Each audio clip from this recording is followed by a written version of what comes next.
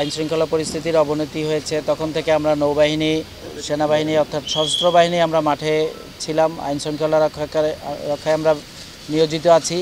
সবাই একসাথে আমরা কাজ করছি, কারণ আপনারা জানেন আমাদের প্রধান দায়িত্ব এই পরিস্থিতিতে যাতে আমাদের সাধারণ মানুষের জানমাল রক্ষা করা হয়। এবং আমরা এই নৌবাহিনীর পক্ষ থেকে যে ছাত্ররা যে আন্দোলন করছে তাদেরকে নিয়ে আমরা মাঠেও কাজ করছি, ট্রাফিক এবং অন্যান্য রাতের বেলা আইনশৃঙ্খলা রক্ষা করার জন্য। কিন্তু আমাদের সাথে আমরা বের হয়েছি আজকে যাতে আমরা পুলিশকে নিয়েও কাজটা করতে পারি, সেই চেষ্টা আমরা করে যাব। পুলিশ সদস্যরা শুরু থেকেই তারা প্রস্তুত ছিলেন কাজ করার জন্য, এবং আমি আশা করি আজকের পর থেকে তারা মাঠেও নামবেন এবং অফিসের যে প্রশাসনিক যে কাজগুলো সেগুলো তারা করবেন। আমরা নৌবাহিনীর সাথে থেকে যাতে কেউ আইনশৃঙ্খলা পরিস্থিতির খারাপ না করতে পারে সেই জন্য আমাদের সদস্যরা সবসময় আছে, এবং ছাত্র আন্দোলনের সাথে যারা কাজ করছে তাদেরকে সব ধরনের সহযোগিতা করার জন্য আমাদের প্রতিটি সদস্য বিভিন্ন এলাকায় একসাথে কাজ করবে।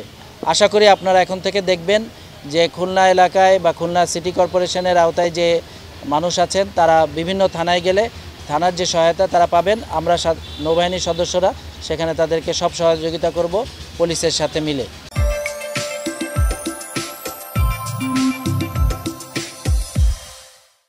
আপনারা জানেন যে একজন আমাদের পুলিশ সদস্যকে আমরা হারিয়েছি। এটা একটা বিচ্ছিন্ন ঘটনা হতে পারে, কারণ আমরা চেষ্টা করছিলাম সবাই একসাথে থাকতে।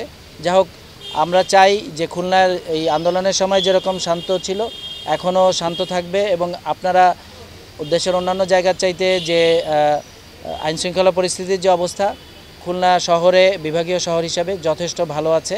কারণ আমরা নৌবাহিনীর সদস্যরা, সেনাবাহিনীর সদস্যরা সব সময় রাতে এবং সকালে ছাত্র আন্দোলনের যে সাথে যারা জড়িত ছিলেন তাদের সমন্বয়কদের সাথে সমন্বয় করে আমরা এই পুলিশ বাহিনীকে নিয়ে কিন্তু কাজ করে যাচ্ছি। এরকম একটা সমন্বিত কাজ করলে আমি আশা করি আমাদের নৌবাহিনী সবসময় প্রস্তুত আছে। আমাদের যে নাম্বারগুলো যারা পেয়েছেন ফেসবুকের মাধ্যমে এবং মিডিয়ার মাধ্যমে, আমরা সবসময় মিডিয়াকে কাছে পাচ্ছি।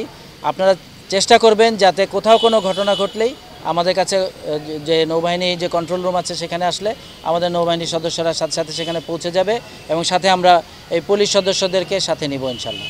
এখন 8টা থানায় আমার এখন চলছে, কার্যক্রম চলছে, রেগুলার কার্যক্রম চলছে।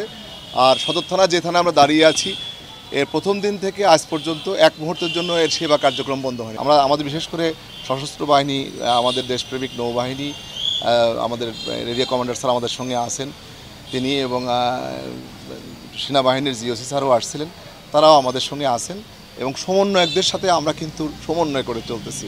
তো আশা করি কোনো অসুবিধা হবে না। একটা দু একটা দিনের মধ্যেই দেখবেন যে ফুল প্লেজেড সব ঠিক হয়ে গেছে।